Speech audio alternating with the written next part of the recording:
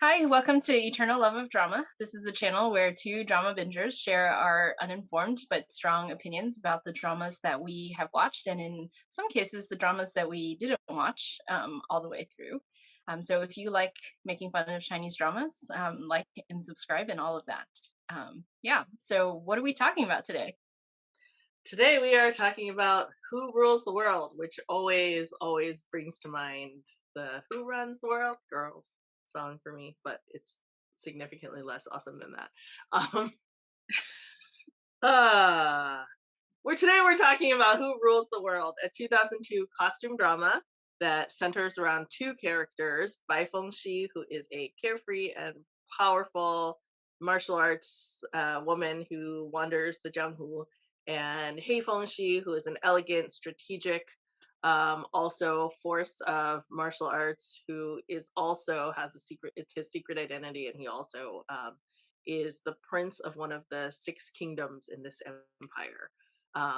So the two main characters go from adversarial and competitive to being a loving couple amidst this whole like setting of backdrop of like power struggle in each of their kingdoms and also in the empire as a whole.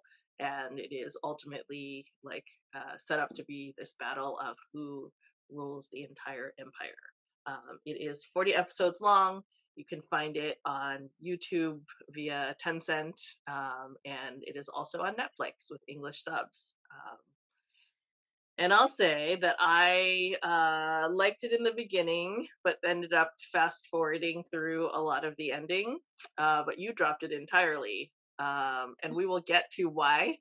Um, but we always like to start with some of the good things and things that we liked about it before we get into critique and spoilers. So, is there anything that you liked about it?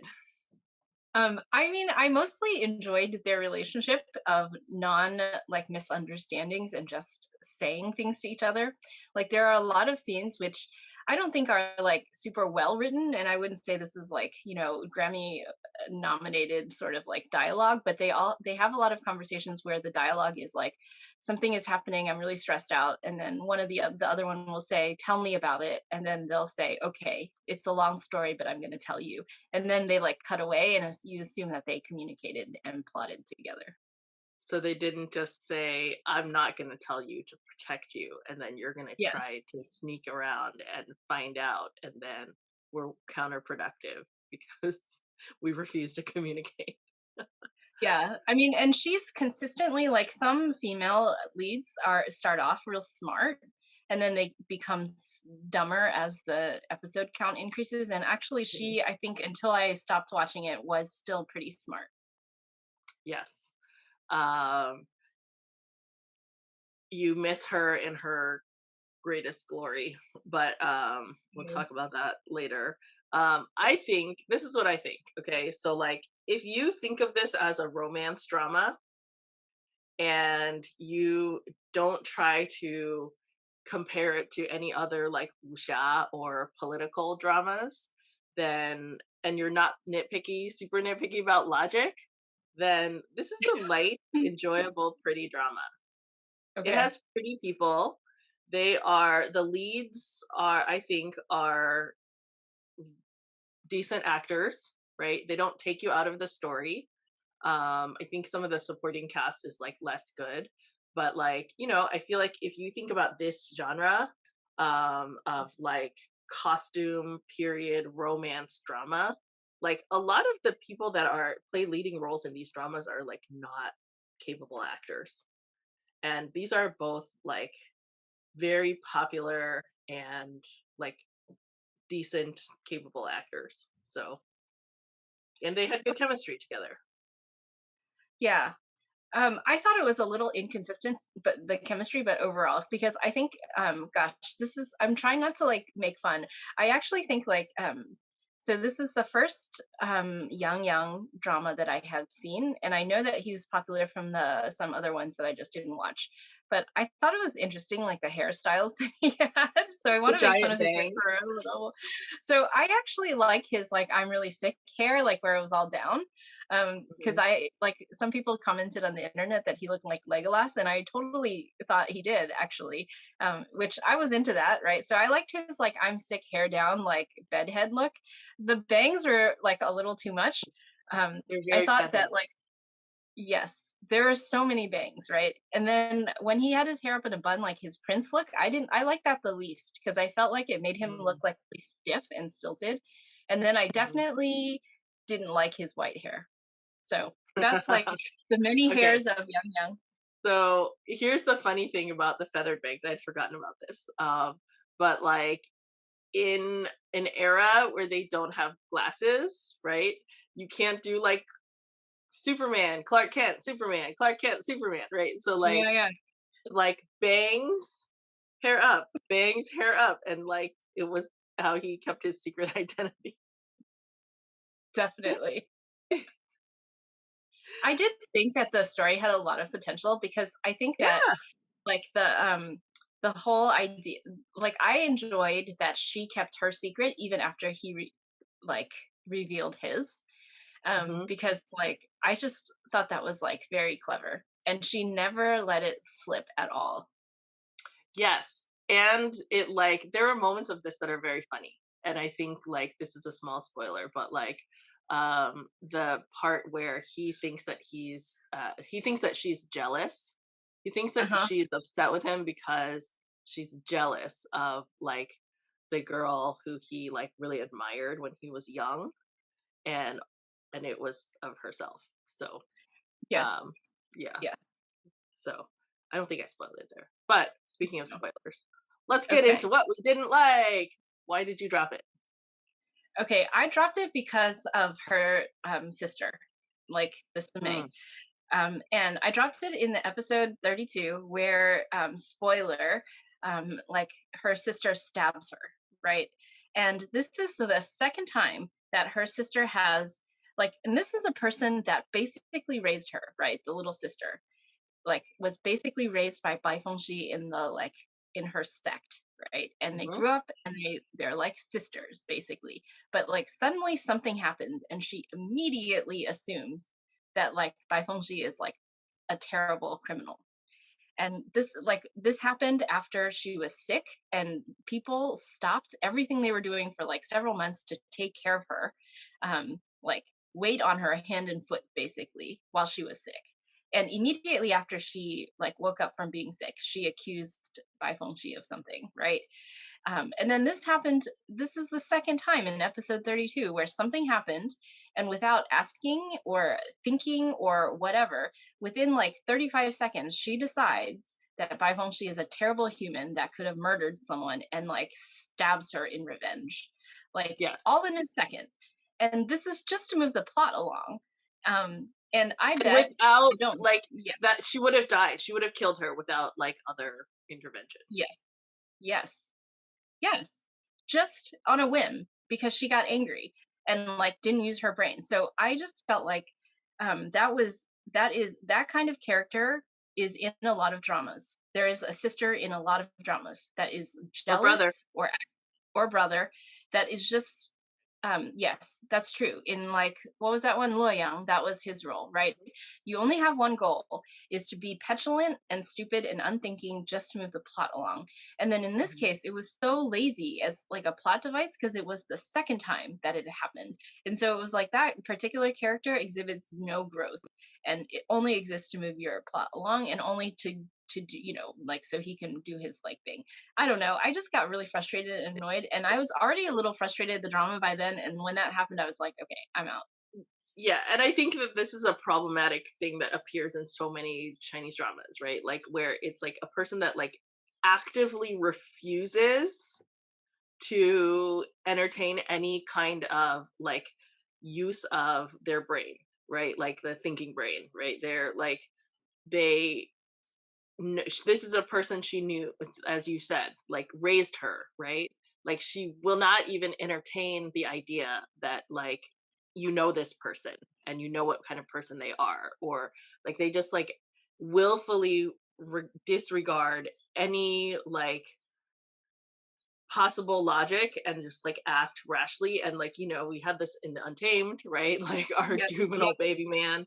And like it's like they intentionally misunderstand and act on only on misunderstanding, to move the plot along, as you said. But then with this character, what you miss at the end is that like all of a sudden she has matured, and then Mm. like all is forgiven, right? That's the issue with these things, right? Because like they Yes. are There's never only a plot consequences. device. There's no Yes. consequences, right? Like in Loyang, Yeah. infuriating, right? Yeah. That he Yeah. just like stupid brother. um yeah, so these characters are really like, sure, are there people like this in real life who like only act out of lizard brain? Yes, right, but like for the most part Yeah. it's illogical, and it doesn't make sense, and people are not like that. So And yes. mostly and I wasn't like specifically angry at her. I mean, I was angry at her, but it was more like you just I in that moment realized that the script writers had given up and they were no longer taking their storytelling seriously, and they no Yeah. longer were interested in sort of like like telling you a story, like, an interesting.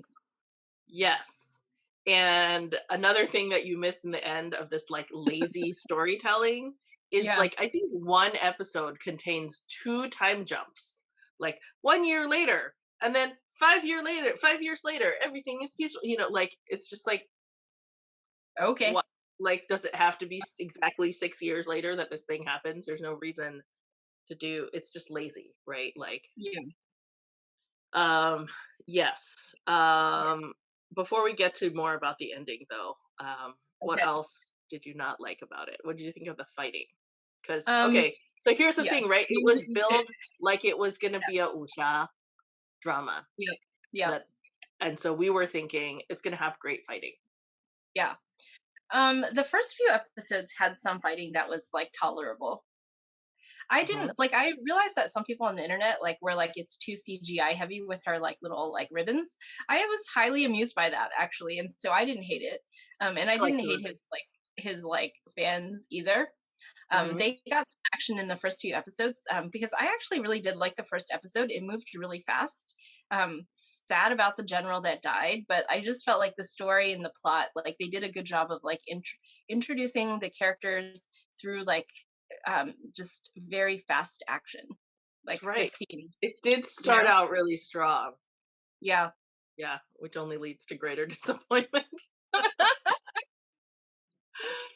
Yes. And I will also say that another like pitfall that a lot of these things fall into is that like a lot of these villains were just caricatures, and they were just stupid.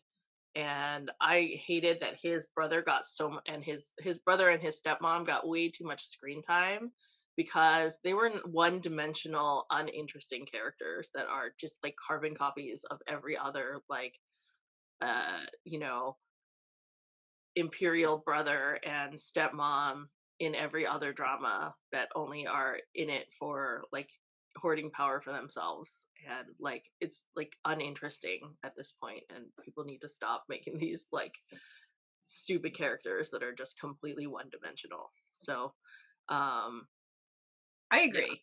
Because I had long started skipping scenes with them in it, and because I felt like they were not saying new or different things. Yeah. Yeah, exactly. um okay, so I want to talk. So the ending is, which you missed. Okay, wait, before we talk about the ending, Okay. I want to say though, like to what you said about Imperial Brothers, actually the character that I did like was his older brother, because I felt like that was the character that had the most sort of like dimensions, right? Like you think he's one way and Yes. then he surprises you because he's a different way. And then you realize that he's like really struggling with like how is he going to be as a person, and then he makes like some decisions about it. So I actually liked his character a lot, a lot. Forgot about that. That was a quality character. Yeah. Maybe even the best character in this drama. I mean, definitely with the most depth. Like you really felt for him, and then you like Mhm. really were rooting for him. Okay, but I then was like, at least. yeah, so this brings me back to the end. Okay. which like relegates him. He has no speaking roles almost Oh, after he plays a role in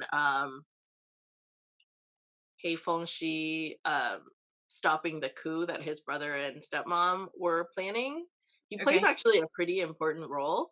And then afterwards, he's just like smiling approvingly in the background as his brother rises to power, and he's like supportive older brother. But Uh-huh. like, that's it. Like, you see him like smiling and like Yeah, there's no more, which they did him dirty for like one of the more interesting characters with development in this drama. So yeah. the Does ending he was get just like married? so. Sorry, what? Does he marry anybody, like, and fall in love? No, Like, did they give no, him he at least just that? stands in the background. So Oh, um yeah, so the ending is stupid. If you don't okay. want me to, I'm gonna recap the ending right now in like one sentence. And if you don't want to hear this, then you should stop watching. But we've spoiled a lot already. But basically, these three people, so Bai Fengxi, Hei Fengxi, and what's the name? Like Huang Taizi, right? The three of them are Yeah, supposed to be like the smartest young people, and they've all been tricked by Yu Ren, this like the behind the scenes villain, right? And for whatever reason, they're supposed to be the smartest and brightest, but they all have fallen into this guy's trap. And they get together and they kill him. And Huang Cao Taizi is like, oh, clearly you, Hei Fengxi, are the like one that should be the emperor. You're the greatest, and take good care of the people. And then the two of them, Hei Fengxi and Bai Fengxi, look at each other and they're just like, nah, you can have it. And like right off into the sunset. And like the stupid part for me is just that like I feel like Huang Tao behaved badly and was quite ruthless on his quest for power. And they are, because of this one conversation, convinced that he is the right person to be the emperor. But like, really, it's because this is a romance drama. And the expected ending of a romance drama is not that they rule the world, but they ride off into the sunset. After all 40 episodes of like talking about taking care of the people and being good rulers and ousting all these like terrible people from power, they just want to be a couple and live in seclusion. I feel like that's very contrary to, like, both of the person, or at least her personality, because she's definitely an extroverted people person, and she has, like, friend like, in, like, the development of the story as they go from town to town, she's, like, making friends or she's meeting her old friends, And so so the big reveal of her identity, her mom was like this badass general queen. And because conveniently her brother and father both die, she ascends to the throne of her kingdom and becomes whatever that she is. But she's not interested in ruling the world, apparently, hmm. suddenly, at the end.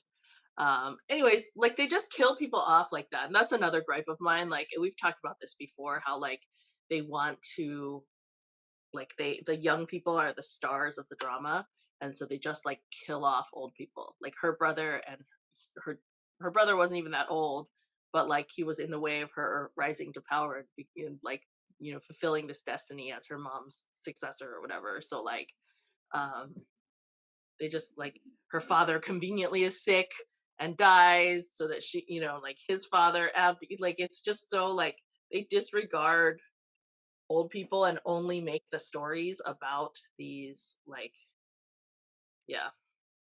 Her brother was, like, very nice. How did he die? He got shot or something, and was he in battle? Okay.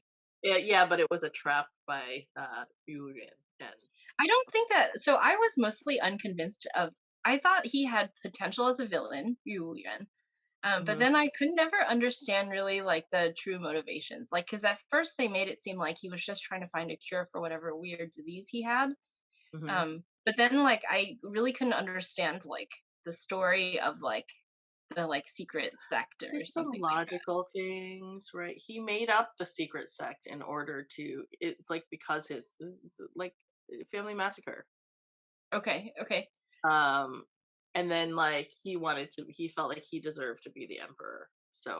Um, so it was to become the emperor was his. I mean, this was the character too that I thought had potential because I actually was like, "Oh, he's a smart villain, not like one of those like not like the third brother who was a dumb villain." Like he actually like thought about it Yes. and like yeah. But also, like, it made me mad that, like, they set him up to be the only smart person, while at the same time telling me that these 3 people are brilliant, and, Yeah. like, but they don't even suspect until, like, in the 30s, right, of this 40 Yeah. episode drama, and, like, how are you so smart and also, like, all there were clues throughout, Yes. so So this was actually my disappointment in the Hei Fengxi character because he's supposed to run like a web of spies, and none of his web of spies like could.